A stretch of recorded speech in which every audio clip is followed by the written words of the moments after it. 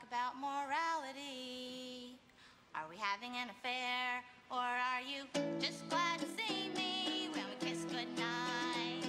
Is a kiss time by the minute? If the minute's too long, does our sweet little kiss have the devil in it? If we whisper low, things no one else can hear, will my husband know? Will he think my vows were insincere? Where do you draw the line between love and adultery? If you're a friend of mine, can I hold your hand? Where do you draw the line? It's supposed to make you think. All right, and Victoria Jackson always makes you think these days, and we are joined by six-year cast member from Saturday Night Live, and there she is with that same ukulele, ladies and gentlemen, Victoria Jackson. Welcome. Hi, thank you for having me, Steve. It's always great to talk to you. Last time we talked to you, you had done your "There's a Communist Living in the White House" song, but I want to get to that. But first, let me ask you.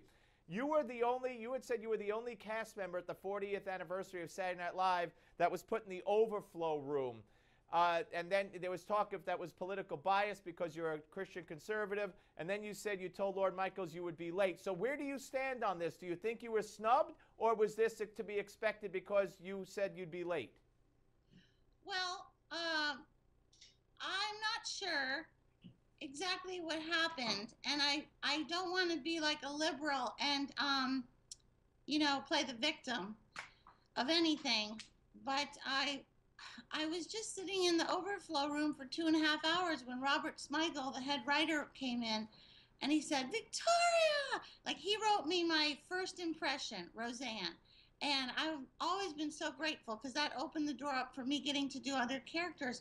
And he said, "What are you doing in here?" And I said, "Well, they told me to sit in here." And he said, "Well, you're the only cast member in here. What?" And so, I would have just stayed there and not said anything. But then he acted like it was like a mistake or wrong. And so then he took me into the main room, and I watched the end of the show. Did you speak to Lauren about it afterward or no? Well, I was going to, Paul, could you move? You're distracting me. My husband's making breakfast over there and I can't focus. Skype. Basically, I was going to email, there was a couple of young people in charge of my arrival. My plane got canceled like Okay, but Victoria, but you didn't talk to Lauren, right? So you haven't talked to him yet. It's very hard to get to talk to Lauren. You have to talk to his assistant's assistant. Right. All right, well, let me ask you this. Let me answer your question. Yeah. I emailed the show and said, "I'm going to be late. Can I still get in?" And then I emailed them right after that and said, "I got an earlier flight. I'll be on the red carpet at 5:50. Oh, okay. So whether or not they actually saw that, we don't know. But if you do get a response, if you do find out, if you do get in touch with Lauren, we'd love to know. What'd you think of Eddie Murphy's cockamamie appearance? I mean, he did nothing. He stood there and he clapped. I mean, he was like he was the king or something.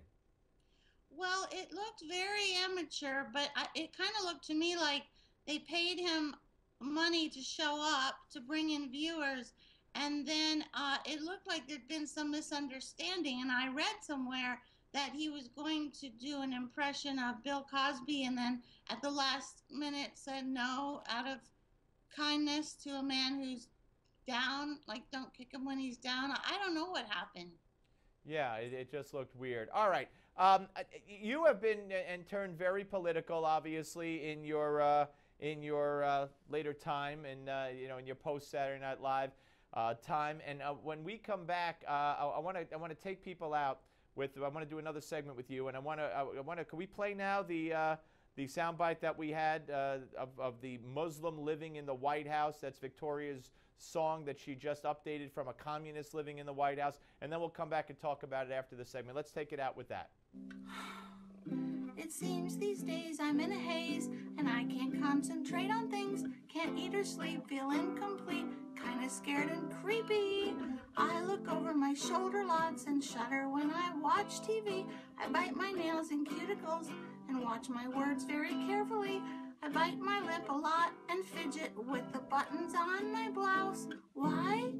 Because there's a Muslim living in the White House. gentlemen. We'll be back.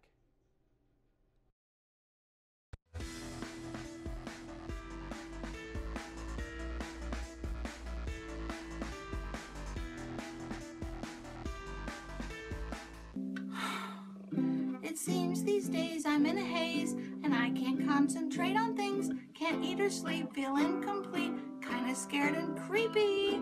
I look over my shoulder lots and shudder when I watch TV. I bite my nails and cuticles and watch my words very carefully. I bite my lip a lot and fidget with the buttons on my blouse. Why? Because there's a Muslim living in the White House. All right, ladies and gentlemen, part two with Victoria Jackson, former Saturday Night Live cast member, comedian, actress, Tea Party supporter, and devout Christian. Victoria, let me ask you, I mean, see, to me, if the president or anybody says they're Jewish, they're Muslim, they're Christian, then I think you have to take them at their word, how they act, or whether or not you believe that they're devout or believe their faith. But you believe he's actually Muslim? The Bible says, by their fruit you will know them. And all of his actions are different than what his words say. And the Bible says, beware of false prophets. And he's obviously lying. He doesn't do anything a Christian would do. He even makes fun of the Bible. He supports abortion, same-sex marriage, nothing that a Christian would. He doesn't act like a Christian at all.